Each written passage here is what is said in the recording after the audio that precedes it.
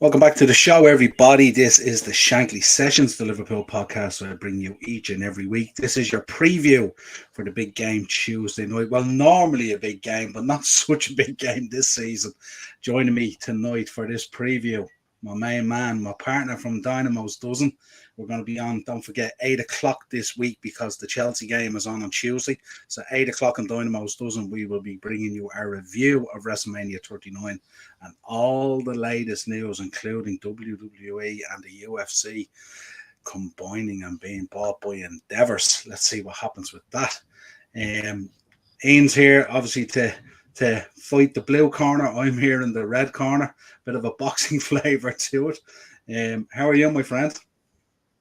Yeah, don't forget the old Chelsea Roar. I know there's not been a lot of content on it recently because time has been precious. As you know, I've had a lot of new developments in my personal life, the joys of which you are very familiar with, and there's nothing joyous about it at all.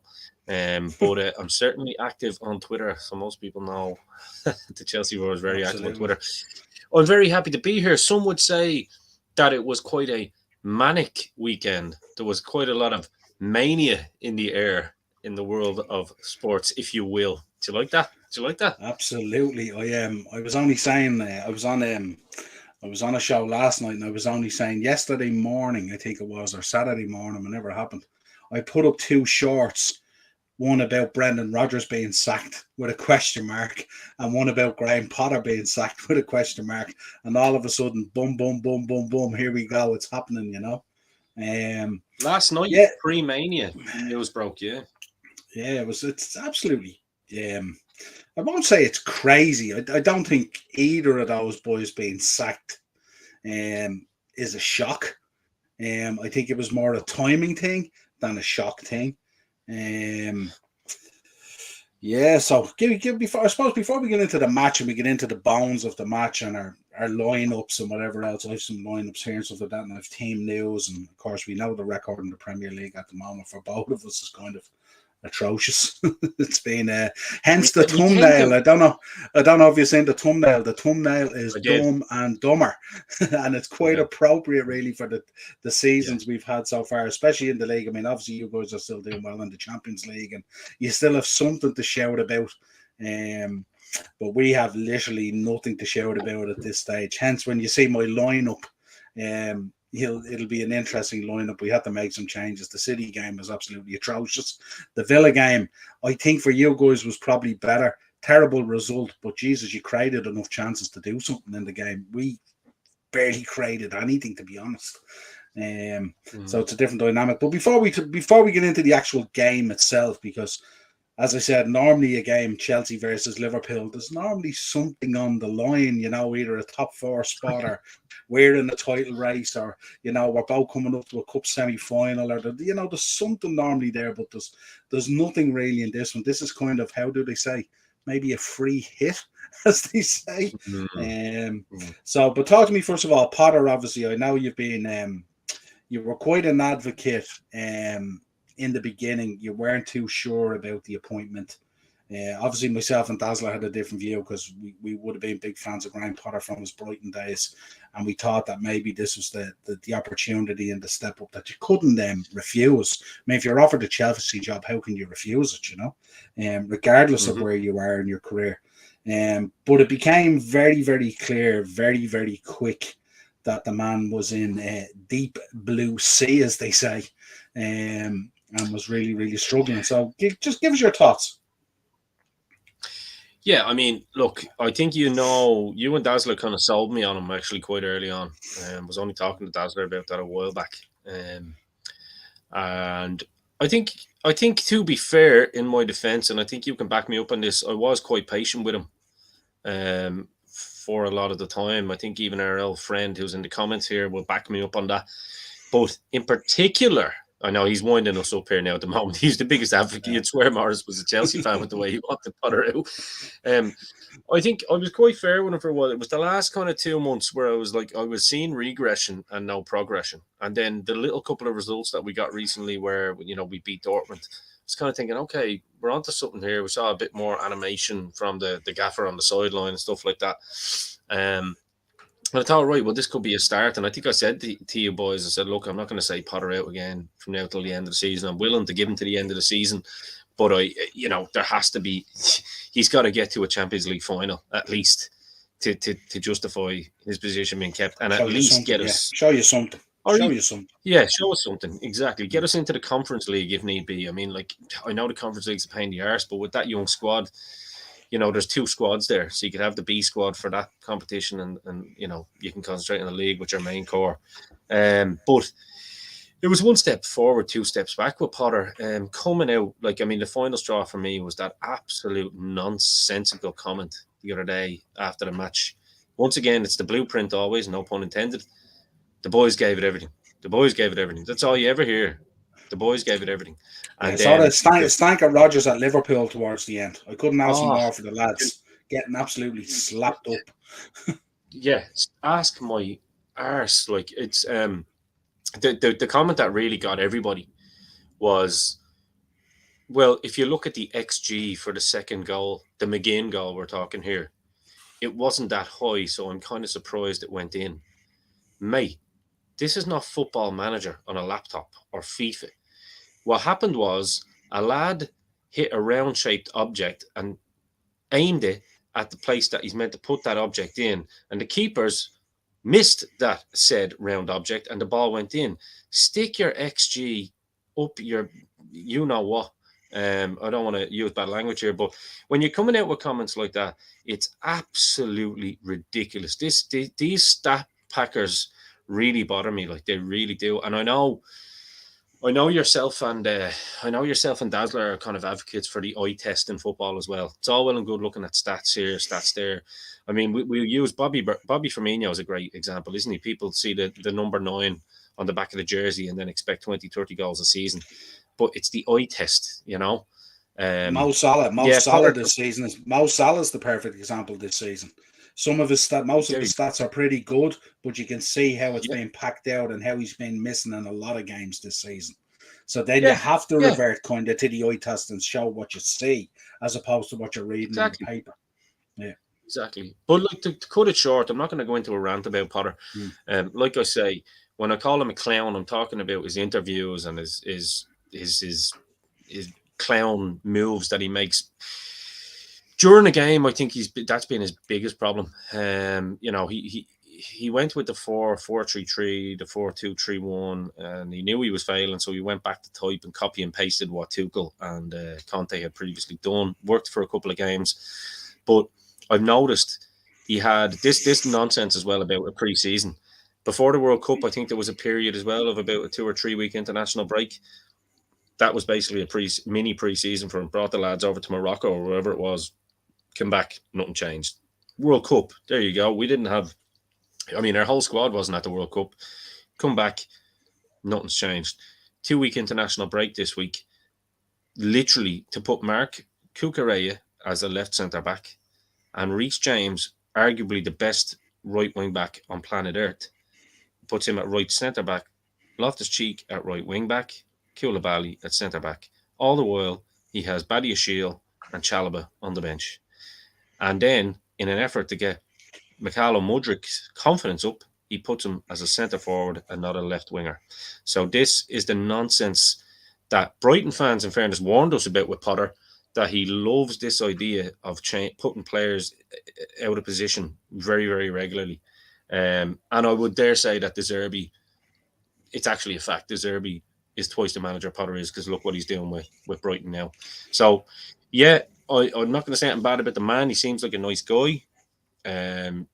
Wish him well. I've nothing negative to say about the person. He seems like a nice fella, but way out of his depth. And, that's it. And, Arsenal fans and whatever other fans, I'm open for the banter. I get it. But I'm delighted that Todd Bowley and the ownership actually stepped up and realised the mistake that they made, and I've said, right, no, let's get rid. Yeah, no, it's a good shout. It was interesting looking at him. I looked at a stat today, which is crazy and probably not surprising as well. But he's obviously the 12th manager to be sacked this season, which is a new record for the Premier League. It was originally, I think, 10. So it's outdone it by 2. Obviously, the 2 trigger pulls at the weekend. But the interesting stat was the next Chelsea manager will mean that they've had more managers since the inception of the Premier League than Liverpool have had since formed in 1892. That's a crazy stat, isn't it, when you think about it? That's mad, isn't it? Isn't that mad? And I seen it today, and I actually went back and actually checked it because I couldn't believe it. I was going, really? But then I was thinking there is kind of that turnover in managers, and when we've spoken about Chelsea and the squad and the players and stuff like that, you've mentioned at numerous occasions that squad is kind of can be a mix of maybe 4 or 5 managers at any given time, and maybe that's part of the disjointment and the problem at times. Coyle's in here as well from Coyle Gunnar Walsh. Big up legends. Wouldn't be surprised if you beat us at the weekend, Niall. Kyle, I'd be very surprised if we beat Arsenal at the weekend. I'm just being honest.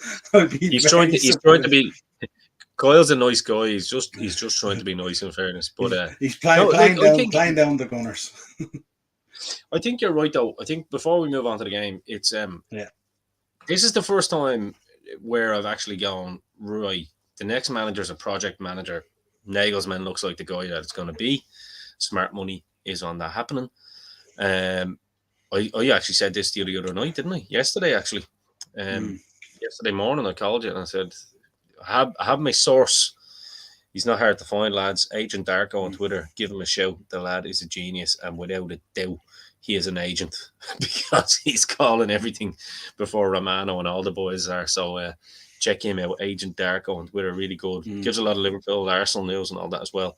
But This squad is tailor-made now for a project manager like a Nagelsmann. And I think their heart was in the right place bringing in a Bowley. But, I mean, you're not trusting Bowley into next season with the same antics. You know what I mean? If he's doing this to save his job, good Lord, can you imagine him if he, Potter. He legit thought that he was. Potter, sorry. Yeah. Whereas Nagelsmann is a young, progressive manager. The squad, he can go in there now with a blank canvas and basically say, right, look, I know you bought Cucurella in the summer. He's not for me. If I was you, I'd cash in on him and just cut your losses. X, Y, and Z. You know yourself. You know the drill. I don't need to explain how it works to you. Yeah. But, I mean, there's a core group there that a young manager can come in and say, right, I'm going to make this a team of winners because it is a good team. It's just we need to do the simple things right now. That's all it is. Yeah, I think it's an interesting one. And a good goalkeeper, by the way. Yeah, the news I read today was that apparently the 2 sporting directors I think that you have, or a sporting director and an assistant, whatever way it's structured there at Chelsea, they were instrumental. They were instrumental in the decision at the weekend of taking him out. But Bowley and the other chap, what's his name? Igbali, yeah. They're both expressing concerns about the age of Nagelsmann. He's only 35 and stuff like that, so they're concerned from that point of view. But the talk is that the 2 boys are going to take a backseat and that they're going to leave the 2 sporting directors to make the decision, which probably isn't a bad thing when you think about it, because it means you'd have some synergy there in terms of... Yeah, go ahead. Yeah, sorry. Sorry, I cut off there. I didn't realize you were talking. Sorry. Yeah, no, you go. Go ahead. Christian Vivel is obviously the former Leipzig director who Nagelsmann's worked very close with and created that fantastic RB Leipzig side. Vivel done a fantastic job there without a shadow of a doubt. Look at the players that have come through the system. I rest my case. And I think when Stanley is the other one you're talking about, he's the guy that came from Southampton. Yeah, I think absolutely let the football men take charge. I mean, Bowley was criticised at the start, for buying promoting these players. Promoting himself. Yeah, and to be fair, I think harshly so, because we had we had the rat himself, Gary Neville, and all, doing the shouting from the mountaintops because it didn't suit him, and it was an American owner, and we know what United think of American owners. United were good at the weekend, by the way. I just wanted to throw that in. So it's kind of like, I think it is now a case where you have to kind of commend the boys, saying, right, we're at the putting all of the pieces in place, and now we're going to take a step back and let them do that. Let the football people do the football. So I didn't. I've actually heard the opposite, Niall, if I'm being honest. But it's the way news runs. I've heard that Vivel and Egbali in particular are very high on Nagelsmann. Excuse me, Nagelsmann, as is Todd Bowley. Hence why they pulled the trigger now. But like you say, I'm not saying what you heard is wrong. It's just yourself when something like this Yeah, happens, no, you're I'm going to not. hear I'm a not story. ruling him out. It's just something that I heard, and it's not a disrespect in any way to Nagelsmann either. He's a very good No, manager. no, no, no, Um, no. but I'm not. I mean, do you have a? I mean, if you look at who's out there and who's available, okay, so Nagelsmann is available. Luis Zidane at a Enrique. stretch. Luis Enrique. Poch, obviously, I don't think Poch would be an option. Being honest with the history and No, everything else there. So no, who no. who is it in your mind? Who is it that you would want? Who's If I'm being ideal for honest with you? you, if I'm being honest with you, and I think I said this to you before, Nagelsmann and Flick were my two favourites for the job. Hansi Flick, however, Yeah. he's obviously German manager, and the Euros is going to be in Germany this year, so I don't think that's an option. The other three that I would have had on my own personal shortlist was Ruben Amorim from Sporting Lisbon, who I think is a great young coach, Luis Enrique, and of course Julian Nagelsmann. Nagelsmann would have been at the top of the list if I'm being honest with you, just for me personally. I think his style of play fits with what we have in the squad now, and with the young group of players that he likes to work with. I think he could mold them into what he wants.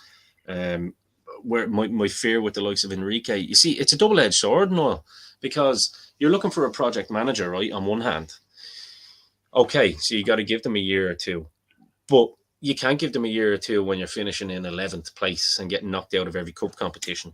That's an issue. There's got to be a little bit of something there to balance the books, you know. Mm. Whereas Luis Enrique, Zidane, Ancelotti to a point, Ancelotti might be available in the summer. And I know a lot of people would love him to return to Chelsea, and he probably would do it if the terms are right. But he's not a project manager, It's then going into that blueprint of you're bringing players in to suit that manager's needs, and then when that manager's gone in 2-3 years' time, you're left with the same problem that we've been left with in the first place when he took over from Abramovich. So I think Nagelsmann's the best show, and the likes of the boy Ruben Amorim are a good show because they're young managers who will potentially stay there for the long haul and build their resume. Whereas Enrique might want to come in, bring a load of superstars in, win a couple of trophies. If it doesn't work out, you're left with those players. If it does work out, great. He's probably going to go and take the Spain job again in a couple of years. So it's a double-edged sword. It's experience versus elite, but the elite tend to only hang around for a little while unless you're Klopp and Pep. That's very rare these days. Yeah, it's kind of like future planning versus instant gratification, really, and trying to find a balance between Exactly. the two, which is obviously so Exactly. difficult at any club, really. Yeah. Um, let's talk about the game then. I mean, the Yeah. game is kind of, I would say our chances of top four now are kind of shot at this stage. It's a huge stretch at this stage. And I honestly believe, to be honest with you, I don't necessarily want to have Thursday night football. So I'm not really pushed about the league at this stage. Um, I'm kind of thinking we should probably use the last 10 games as kind Mm. of maybe a little build towards next season, get some ideas and freshen it up a little bit and try maybe some different things. I mean, we're Yeah. going out with the norm every week. Not every week, but a lot of the weeks. And we're getting beaten or we're drawn or we're getting pumped or whatever. So why not go out and try something different, break the mold, do something different. If it doesn't work, it doesn't work, but what of it? Not really that big a deal, really. I mean, my preference is if I can't finish fourth, I'm happy to finish ninth, to be honest. I don't want Thursday night football. I really don't. I I think I don't think. understand where you're coming from there. I understand where you're coming from because it's different. Like you have kind of a thin squad anyway. Now you've got some great kids coming through, but you've got a thin squad. Whereas the reason I said I wouldn't mind Chelsea being in the, say, the Conference League or in the Europa League is purely based on the fact that we do have that. We've almost got a player for each position now, and some of them are very, very young. So I would love to see the likes of these Andre Santos, the boy that's coming in, Noni Madueke, Carney Chukwuemeka. Like that competition is theirs. That's their competition. Do you know what I mean? Similar to Yeah, what Sarri done when we won it with Sarri. yeah. That's your competition, boys. That's fine. We're in that lucky position that we do have enough players in that sense. Whereas I think you and Darren have pointed out in the past, and some of your viewers on the channel here. By the way, shout out to all your Liverpool guys in the chat here. Yeah, Thanks for having me on. Hope I'm yeah, not a speaking problem. sense because I do appreciate you boys, even though I have the banter. But yeah, I There's think no, we're there's just in no, that there's no, position. there's no such thing as sense this season. We can't make any sense of this season, so it doesn't No, matter. No matter what you say, it's actually, going to sound sensible. It's crazy this what's the year. story, Niall? Did someone do some sort of like satanic ritual or a seance or something back in No. 2004? Because it seems that when Rafa Benitez and Jose Mourinho came in that season, that Liverpool and Chelsea have just been joined at the hip in some weird shape. It's like we're long distance, A unique history. relations. It's very strange, isn't it? You play bad, we play bad. It's fucking weird. Well, we always have a colourful relationship with a team that plays in blue. So it goes Yeah, without saying that it would naturally be there. You know, it's madness.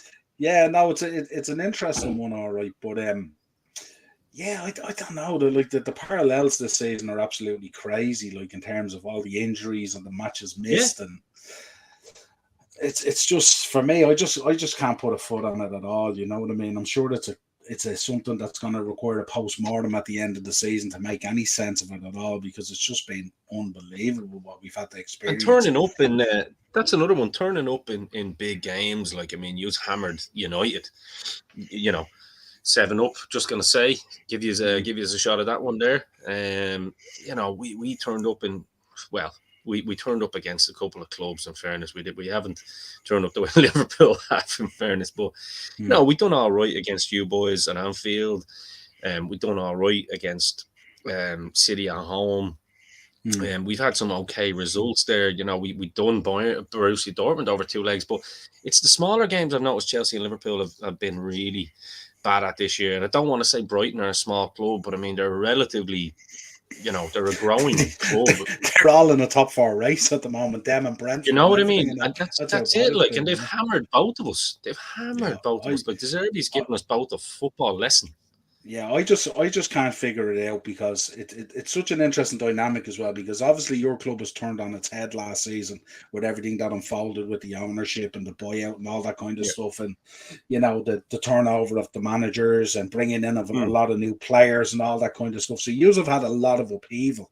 So you can mm. understand this season if you're in a transition. Now, maybe not 11th in the league, but certainly in a transition is kind of understandable. We're coming off the back of nearly winning a quad, and we are in the mud. You know what I mean? We are coming off the back of nearly winning a quad. We were literally 10 minutes away from winning the league till Man City turned it around against Villa.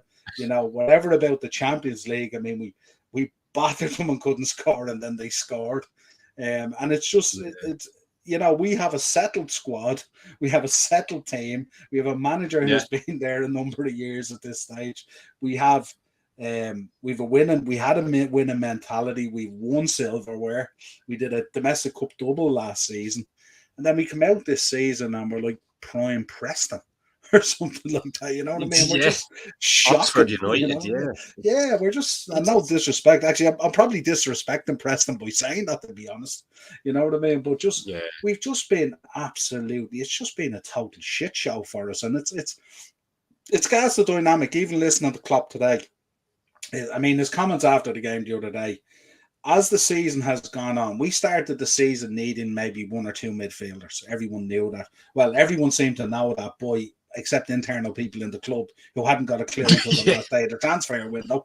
But everyone else knew about it.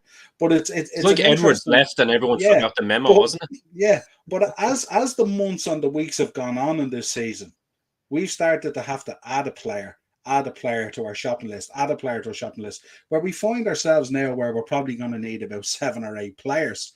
And the fear of us always is the longer this season goes on, the more players it's looking like we're going to need. Because not only do we need players in areas where, say, our bench, where players are moving on, they're out of contract or whatever it is, And also players that we need to replace who are sort of getting to that age. James Milner now looks like he's running out of a little bit of steam. Always a brilliant professional when he comes in. No disrespect to him, but you're looking at players now like Fabinho, who has had a massive drop off, who like 18 months ago was probably one of the best DMs in the world, and now he just looks like he should be playing for Oxford. You have Jordan Henderson there, who's had a massive drop off, obviously the club captain and stuff like that. Virgil van Dijk has looked nothing like Virgil van Dijk prior to the injury. And you're starting to ask yourself questions about this. We've got Quavian Callagher, number 2 goalkeeper, who looks like he wants a move because he wants to be playing, which is fair enough. You've Mo Salah, who's like putting up some numbers, but still, as you said, when you look at it week in, week out, it's just not there. For whatever reason, and it may be just the form of the team is affecting his overall form potentially. You've got Darwin, who's come in, who's done good this season, but again, kind of a little bit in and out in his form and stuff like that, and still to settle. Cody's come in, he's looked much better. Jota got injured, Thiago got injured. Curtis Jones is probably not up to it. Harvey's still trying to settle in. Jota hasn't looked the same, has he? Actually, he's come back rusty. He's come back rusty, yeah. And I suppose the thing with him, I suppose the fear for him as well, that he could be become the fifth choice in the front line there when everyone is fit, when Luis Diaz and all comes back. And that might not suit him at this stage in his career. And there's talk he might be linked to Newcastle and stuff like that, which is fair enough. So as each week goes on, there's more injuries every so often. And also on top of that as well, as each week goes on, it's like we need another player. It's like we're finding out, like you looked at the Man City game there the other day, Andy Robinson looks a shell of himself. So what, do you suddenly now need a left back? If you decide to move Trent into midfield, if that's what all the people on content creators and on social media think is the thing to do, if you decide to do that, you have to go down and buy a right back. Do you need another centre half? Is Matip going to move on? Does Gomez get sold? There's so many things to be done there. It's like a total rebuild nearly, Yes. Yeah. And then you've Klopp coming out each week, his post-match comments are getting a little bit more and more delusional, and then you see even his press conference today prior to for the game, he was kind of not joking about it, but just kind of, questioning his own position, because obviously Potter had got the trigger, Rodgers had got the trigger, and like, seen that, you know what I mean? And he's kind of in a jokey kind of way talking about still being in the seat and stuff like that. And I would turn around and suggest to him and say, look, be very careful, because no one's unsackable. And like these players will throw you under the bus, and have been this season. They have absolutely dropped that loyalty card that you've expressed to them. When at times you've been too loyal to them and stuff like that. And that's the story of our season, has been players that have underperformed have been continually picked. And our hand somewhat has been forced that way, because there's a number of players there on the bench who are out of contract at the end of the season and moving on. So you don't necessarily want to use them. Your hand is sometimes forced.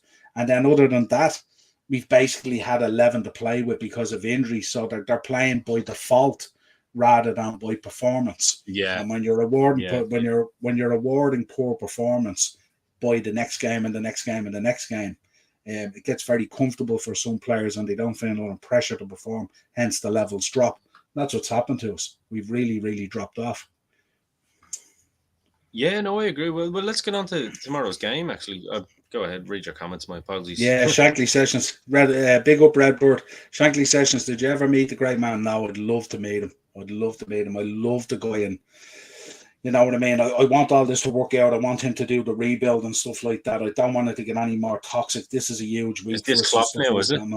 Yeah, I presume so. Yeah. Oh no, Shankly's talking about. No, I never met Shankly. I would have loved to meet him as well. Yeah, absolutely. I know where you're coming from now. Yeah, absolutely. I like Klopp a lot, I have to say. There's actually a guy that I work with. He's from Bray as well, and he's the absolute spitting image of Klopp. I'll actually take a cheeky picture of him tomorrow and send it to you on the slide without telling him. Yeah, he doesn't like football, so he won't know. that we're talking Just about. tell them what you're doing so you don't get sacked or something. Yeah. Let's talk about the teams then tomorrow. Yeah. I think for us, well, I'll let you go first because you're the guest. Just a bit of injury news update for you. Obviously, it's mad when you read this as well. Broja out with a knee, Cesar out with a knee, still Thiago Silva out with a knee. You know, Mendy still has a finger issue apparently or something like that. Aubameyang is still nursing a back issue. The interesting one for me is Raheem Sterling and Wesley Fofana. Now, I'm looking at Raheem Sterling. He's looking to shake off a hamstring concern. And I'm thinking, why would you risk Raheem Sterling in a game like this that really, really, really is really a nothing game for either team?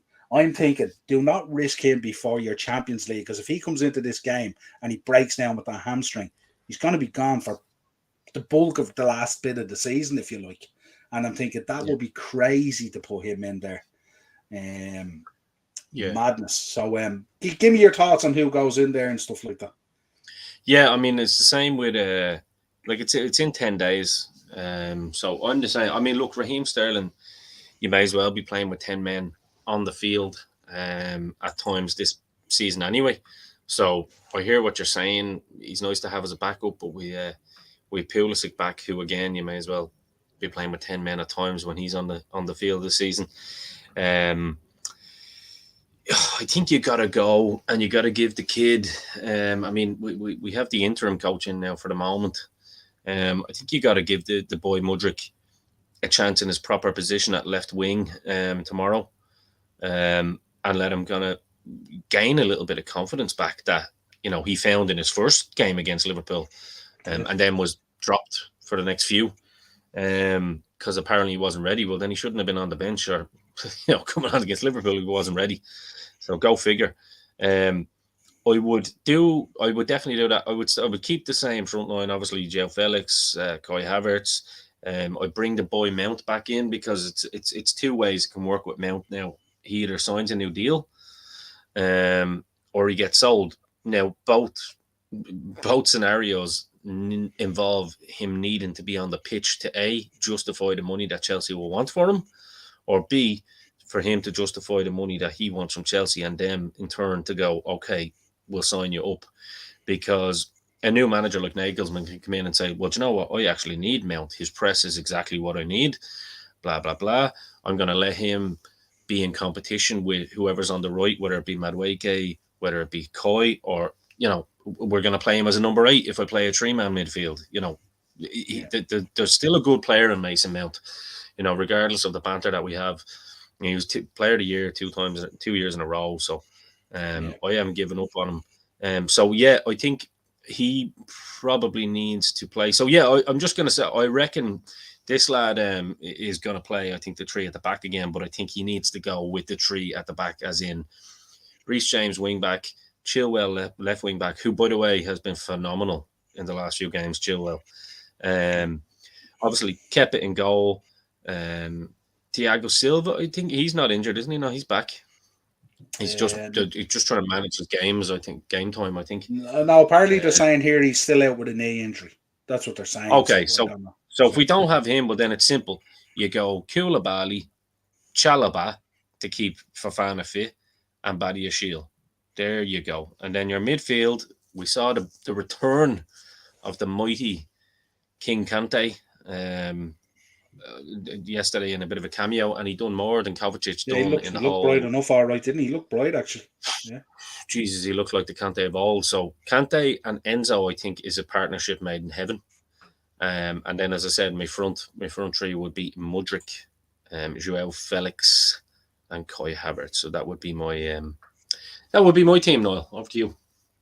Yeah, no, that's cool. I did up a little one here earlier, a little graphic here. Now it's an interesting one. I like that. I do up my little graphics and stuff like that, and I can switch things around and stuff and mess around with formations for my own sanity. But this one I put together. I hope Todd Bowley's watching that beautiful stadium, by the way. There, see the way you can just work it stand by stand, Todd. Don't be giving me this talk of leaving Stamford Bridge. Yeah, listen, I tell you, that's for we'll be doing a podcast on that. Don't worry, that's for another day. That's a You can no-no, have me yeah. on for that. Trust But me. do you know something? I was disappointed with Robbo. He was poor the other day against Man City, and overall, I think he's had a poor season by his standards. So I think tomorrow, as Redbird said in there, he's dropping Robbo for Costas.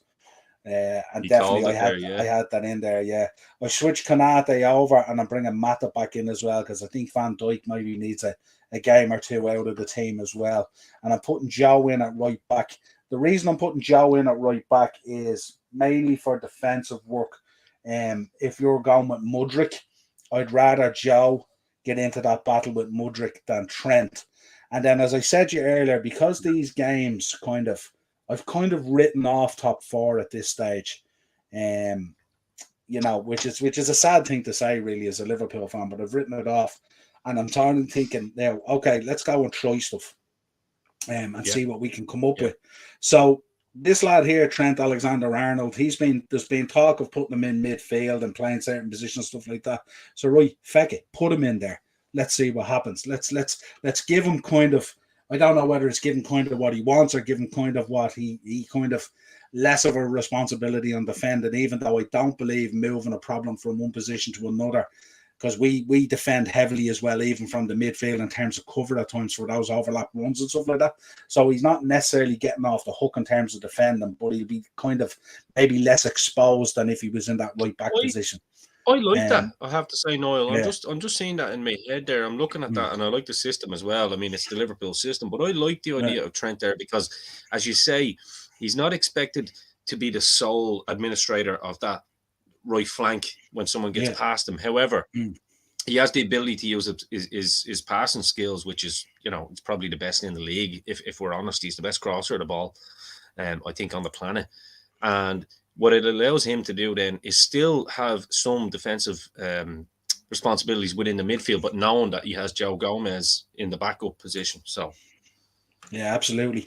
I have Fabinho in there in the DM. The only reason I have him in there, I mean, he's had a sensational drop off as well. He was reasonable the other day without being effective. But again, I don't really have an option. There's nothing there that I can put in instead of him, And the real he'll be all right controversy. tomorrow, Niall. You seen who's reffing tomorrow, so he'll be all right. Yeah, absolutely. This particular ref that we won't mention hates us, so. Yeah. Then the one contentious one here I've put in on the left side is obviously Alex Oxlade-Chamberlain, who we know is leaving at the end of the season. But I've kind of put him in there maybe to give me a bit of legs on that side and a bit more creativity going forward. And the fact as well over that side as well, obviously Thiago is injured, and Henderson has just been a disaster this season, be it as captain or as player.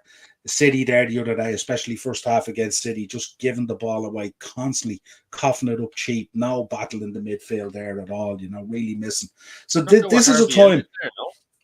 No, Harvey I would normally play on this side. Harvey normally I would play on this side, but obviously if I want to make that move for Trent in the midfield, I have to sacrifice Harvey.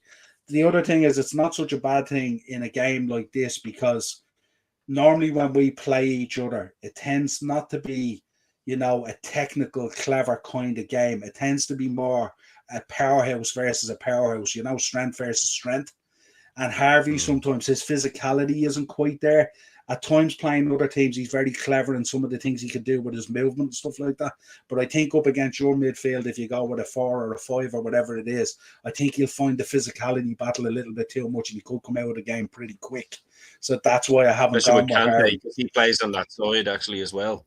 Yeah, but not even so much Kante, even from a physicality point of view, even though he has that as well for even a smaller guy, But I just think Harvey, he's still developing in terms of that physicality. I think he has all the ability in the world in terms of technical ability and cleverness and reading of the game.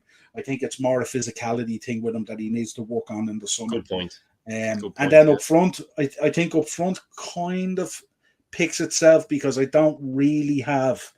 we have to play Mo Salah because we know at times he can turn up against Chelsea and has done in the past. So he's obviously a threat. I think Cody picks himself at this stage. Bobby's moving on at the end of the season. Bobby might be an option pending on how the game is going from the bench.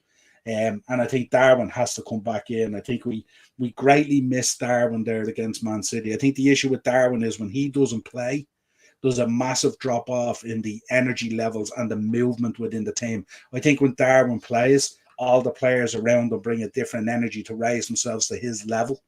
And I think that was really evident that it was missing there at the weekend against Man City, because came out second half and we were so off it was unbelievable, you know. So it's a makeshift kind of team. Some of it is to send a kind of a signal to some of the players that they just, you know, we can't keep on rewarding players for poor performance. We have to be able to rotate players in and out if they're not on form. They've been given more than a chance this season. It's an unusual lineup. It is still the 4-3-3, which I'm not sure even that's what we should be playing. Because a lot of the legs, as Redbird said in the comments, a lot of the legs have gone. And there's definitely a discussion to be had there in relation to Klopp about playing the system as opposed to adjusting the system to fit the talent that you have. I think this season what he's done is he's been stubborn enough to continue with the system that he plays, but not adjust it based on the personnel that he has or what he is seeing happening in front of him. So I think at times this season we could have played a different formation or a different tactic, but he's just stuck with what he knows and stuff like that. And that was a little bit concerning for me. So yeah, it's just something that we could try, we could do. It's something different, and it may or may not work. It could come unstuck, but I mean, it could easily come up stuck already. Redbird's in there as well. Fabio Carvalho, absolutely. I've been banging Fabio Carvalho's drum all season. I don't know what happened. He had a reasonable start to the season, popped up with that late winner in the 98th minute against Newcastle, scored against Man City as well, I think, and then disappeared off the face of the planet then after that for a number of months. And it's just been a weird one. The treatment of that boy. He was a sensation last year in the Championship for Fulham. Came into us, not a huge price tag, big things, big future expected for him at Liverpool. And for one reason or another, this season, it just hasn't worked out. Now some of it could be the fact just a massive drop off in the team in general. But again, as I said to you, I can't just put a finger on any 1, 2, or 3 things that's happened here. There's been a whole collective of things at Liverpool at the moment, so I just don't know what way it's going to go and how it's going to rebuild. As I said, each week Klopp is nearly having to look at another player that needs to come in and stuff like that, and there's a bunch of players there that need to go out as well. Yeah, good points. I know it's your show, but I'll ask the question. New manager, even though it's a caretaker, you know, I prefer the old school terminology of the caretaker manager. I just think it fits better, doesn't it? So do we have the new manager bounce for Chelsea, or do we follow type because he's still a Potter guy, and Liverpool get their confidence back at the hands of Chelsea? There's first of all, you can rule out straight away, we ain't getting our confidence back. We went down and we smashed United, and then we rolled over for Bournemouth. We rolled over for Bournemouth and made Dom Solanke, our ex-player, look like the 20 million that they paid for him. And then we went out and we got pumped by Real Madrid. And this has happened. I've lost count of the amount of resets we've had this season where we've gone out and got a good draw, maybe 1 or 2 wins, and then we go out against Forest and they beat us. Then we get 2 wins and we go out against Leeds and they beat us. And then we get 2 wins and then we go out against Brighton and they beat us, and then they beat us again. And then we beat Wolves in the Cup. And then they beat us in the league 3-0, and like there's no confidence here. There's no reset here. That's done for us. There's 10 games to go or whatever it is.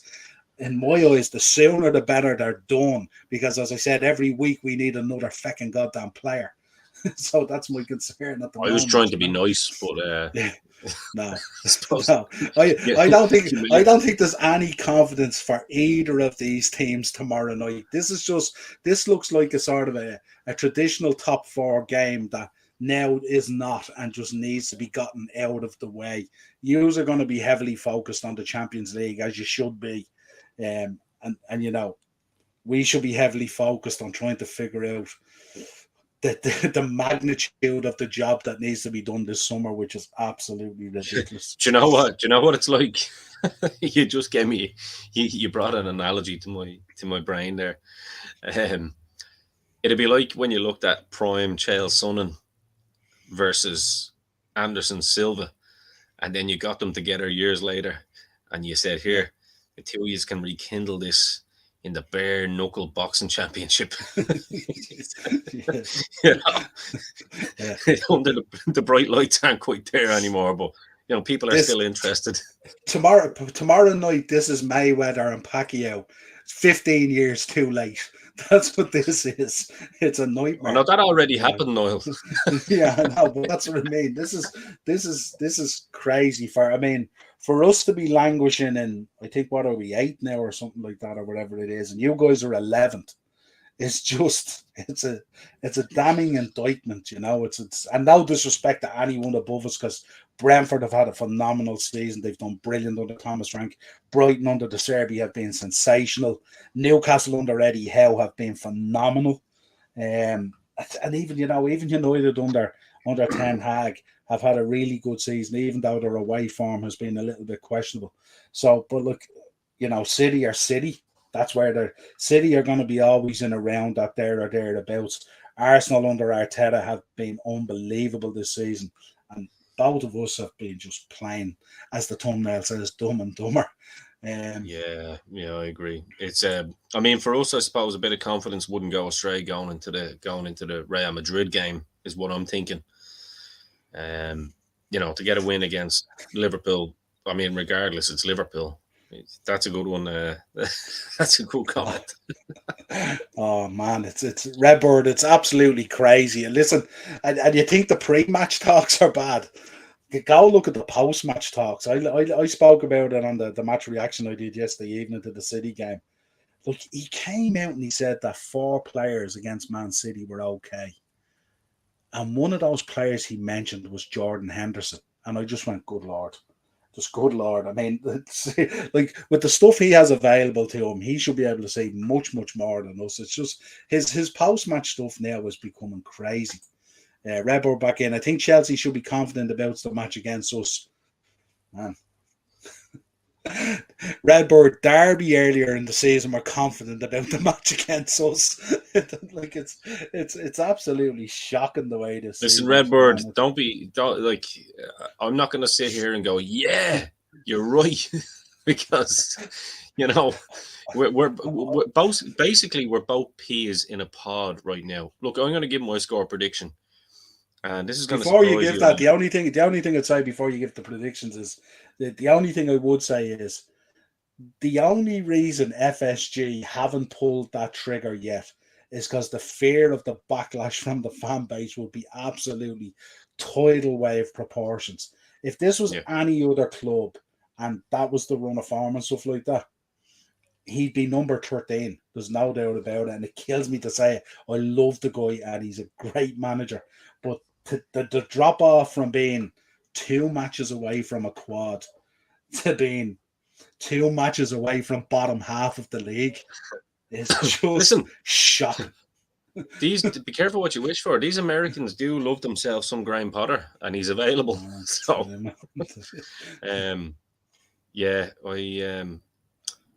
I'll go with my prediction. Absolutely. You're gonna be surprised by this, because you're probably expecting me to say a Chelsea win, but I'm actually gonna go 2-2. I'm gonna go straight onto that fence, and I'm gonna stay there. I'm pretty much the same. I'm thinking a score draw. A 2-2 is 2-2 might be fairly close. 1-1 is probably even closer. And doesn't it just sum us both up that, like, we've both had such comparable seasons, and we both finished with a draw. We both drew the 2 cup games last year, the 2 finals, and they had to be decided on penalties. There's nothing to separate us. We're like, it's like when when you say it's like trying to have an operation from conjoined twins or something, isn't it? It's like trying to separate us, And it's just, like, I don't like you, but why are you here? Like, do you know what I mean? It's like remember that famous movie where your man, like the two boys are literally they're twins, but they can't they're connected. get away Yeah, from and each other. it's like as if one has the heart and the other one has the lungs and the kidneys or something like that. And it's like, Jesus, it's just a frustrating season Do you know all what? round. I'm gonna add to my prediction 2-2, and both of us to come out of it with 3 fresh new fucking injuries. Oh, Jesus, don't say that. We can't afford any more than that. I looked around at some of the channels today, and most of them are going for a 1-1 draw. So we're not a million miles away from what people are predicting and stuff like that, you know. So, but yeah, it's going to be interesting times. Klopp is making jokes about whether he should be fired or not, which is normally not a good sign because Potter was kind of doing the same. Potter was kind of doing the same over the last 4 weeks, and then it happened. I think he probably knew it was on the way. He's just waiting on that sort of tsunami wave to arrive at the shore, really. But yeah, it's for me, it's just go out there and try something different. Should give us something to look at. I mean, it says a lot about it. If you look at the game against Man City, it says a lot about it. In the first half, we played kind of tight on counter attack, and we not that we had control of the game, but we had control a bit of our destiny. Then in the second half, we went out and we decided to lob our balls out there and go, yeah, let's do this. Let's play a high line now against one of the most skillful teams in the world. Push a high line when we haven't got the legs anymore, when we can't do the high press game that we used to. And I can only assume that's what was spoken about in the dressing room at half time. And it'll be interesting to see, because if he goes out tomorrow and he plays Robbo and he plays Van Dijk and he plays Henderson and these players, then what it means is he's taken the responsibility for the City loss, and it was all tactical at half time when it fell apart. So it'll be interesting to see what way it goes. Redbirds in. How embarrassing is this? That 12 away points from a possible 42 so far this season. It's shocking. We have a worse away record than Southampton. Oh, I tell you, Redbird, and I'm looking forward to. I'm hoping Southampton actually get relegated, and I did like Southampton as a club, but only because I want James Ward-Prowse and Kyle Walker-Peters on the cheap, because that's the way I'm looking at it. And Redbird's next comment is fucking class. 2-2 and Nunes hat-trick. Oh, can you imagine? No goal or two in there. So does he score 1 for Liverpool and 2 for Chelsea, or does he score 2 for Liverpool and 1 for Chelsea? I don't know. Look, it's been a pleasure for me, Niall. Anyway, and all I'll say is may the best worst team win. Yeah, absolutely. I'll be back on at 8 o'clock for the Monday mashup for an hour, going through all the weekend's action. Don't forget that, folks. And I will be back as well tomorrow night about 10:15 for a match reaction. I look forward now to these previews. I'll probably join you on that. Yeah. I so look forward to these previews and match reactions now with so much on the line, you know. Actually, do you know what? I won't join you on that tomorrow. I'll just let you do your thing, because that gives me great entertainment. And like, if we lose, it's still going to give me entertainment. Listen to you, not happy about the fact that you won. So. Oh God.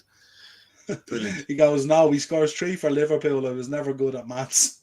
Oh, here, listen, I know where you're going now, Redbird. Liverpool are pretty good at ghost goals, so there you go. I miss those times. Oh, listen, well, look, appreciate it, pal. Best of luck, and I will see you on Wednesday. Yeah, Wednesday we've Dynamo's dozen, 8 o'clock, WrestleMania 39 review. It's going to be absolutely cracking. Until next time, folks, thanks for tuning in. Subscribe to the channel, hit the bell notification. Thanks to everyone in the chat, and of course, drop a like on the way out. Redbird, pleasure having you in there in the chat. Thanks for coming along. Really, really appreciate it. Come on, you Reds.